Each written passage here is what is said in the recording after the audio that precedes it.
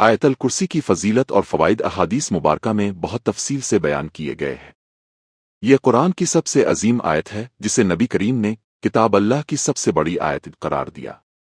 हज़रत इब्बी बिन काब रज़ी अल्लाह अन्हु से रवायत है कि रसूल अल्लाह ने फरमाया, किताब अल्लाह में सबसे अजीम आयत आयतल कुर्सी है। सही मुस्लिम।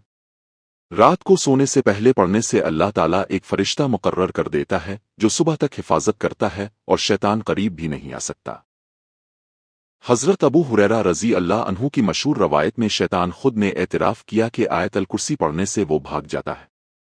नबी ने फरमाया, इसने सच कहा हालांकि वो झूठा है। सही बुखारी। हर फर्ज नमाज के बाद पढ़ने का अजर बहुत बड़ा है।